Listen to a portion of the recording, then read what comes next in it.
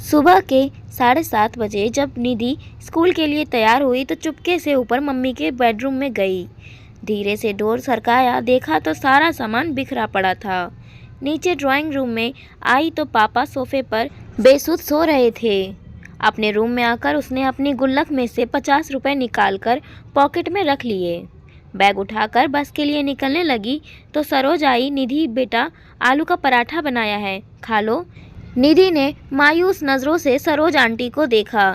नहीं आंटी, भूख नहीं है। सरोज ने ज़बरदस्ती टिफ़िन उसके बैग में डाला। निधि स्कूल के लिए निकल गई। सरोज सोचने लगी, बेचारी छोटी बच्ची साहब और मेम साहब के रोज़ के लड़ाई झगड़े से इस 13 साल की उम्र में कितनी बड़ी हो गई है। सरोज पिछले 10 सालों से नेहा व नरेश के यहाँ काम कर रही है। दोनों मल्टीनेशनल कंपनी में ऊंचे पदों पर कार्यरत है। निधि उसकी इकलौती बेटी है। किसी चीज़ की कोई कमी नहीं है, पर हर समय दोनों एक दूसरे से लड़ते रहते हैं।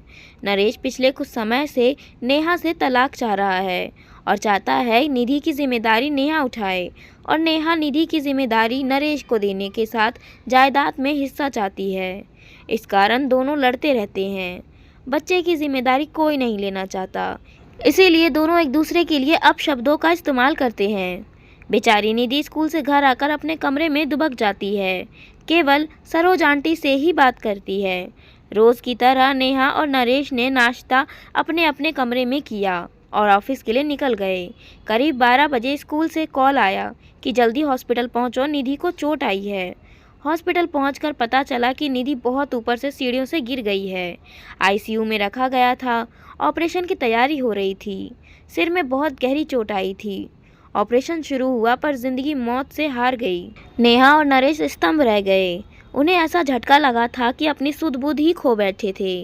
निधि की दादी भी आ गई थी। बेटा बहू को देखकर नफरत से मुंह फेर लिया। पूछताछ हुई, टीचर स्टूडेंट सभी के बयान लिए गए। यही पता चला कि बैलेंस बिगड़ने से नीचे गिर गई। तेरवा निपटने के बाद नरेश ने अपनी मां को रोकना चाहा, पर उन्होंने आंखों में आंसू भर कर कहा, तुम दोनों खूनी हो। तुम्हारी जिद मेरी पोती को खा गई। मैं उसे अपने साथ ले जाना चाहती थी, पर तुम दोनों ने उसे अपने अहम का मोहरा बनाकर उसकी जान ले ली। माँ चली गई। सरोज तब से सदमे में थी। फिर उसने जैसे तैसे होश संभाला। नरेश और नेहा ने कहा, मेम साहब, मैं अब यहाँ काम नहीं कर पाऊँगी। इस घर की दीवारें मेरी निधि के सिसकियों से भरी है। उसे मैंने कभी अपनी गोद में तो कभी छिपकर रोते हुए देखा है। मेरा मन किया कि उसे लेकर भाग जाऊं, पर मैं डरपोक थी, ऐसा नहीं कर सकी।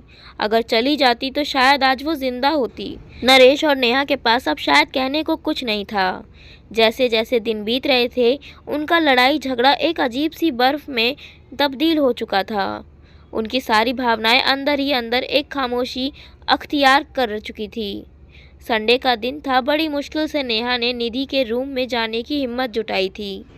महीनों दिनों उसके कमरे में कदम नहीं रखे थे। कैसे माँ बाप थे वो दोनों। उसका रूम, उसका बेड, तकिया, उसकी किताबें, उसकी पेंसिल, पेन, स्कूल बैग सब वैसे ही रखा था। अलमारी खोली तो उसके कपड़े नीचे गिर पड़े।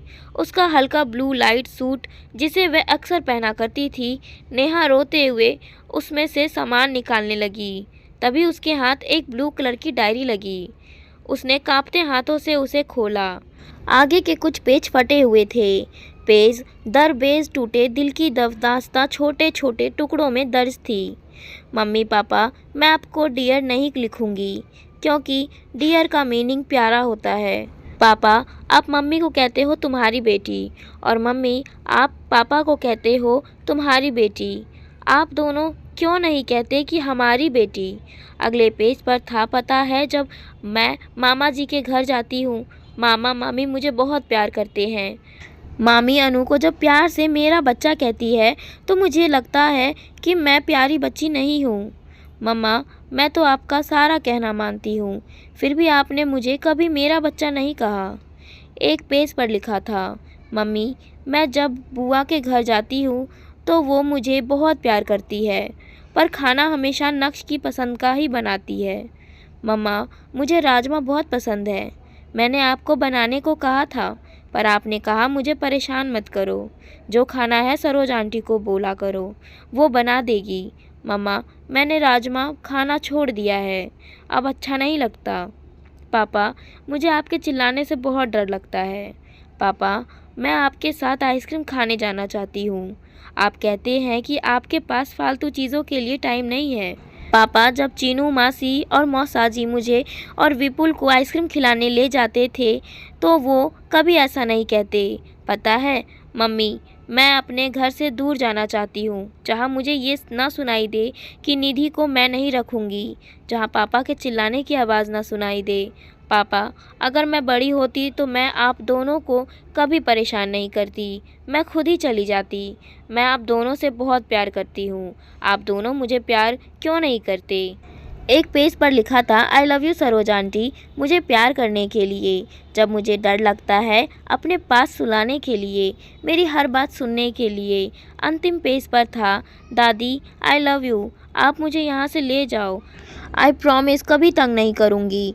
नेहा डायरी को सीने से लगाकर ज़ोर ज़ोर से रो पड़ी। नरेश भी उसके रोने की आवाज़ सुनकर आ गया था। नेहा ने डायरी उसे पकड़ा दी। पेज दर पेज पलटते हुए उसके चेहरे के भाव बदलते जा रहे थे।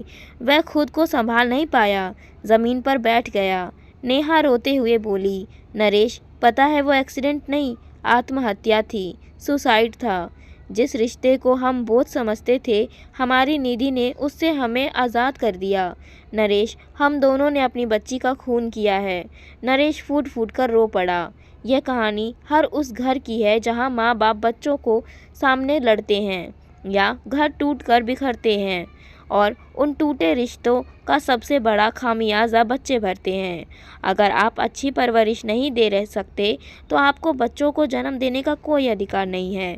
अच्छी परवरिश का मतलब रुपये पैसे सुख सुविधाओं का होता नहीं। इसका मतलब है कि आप बच्चों को जब ज़रूरत है उसके कितने करीब हैं।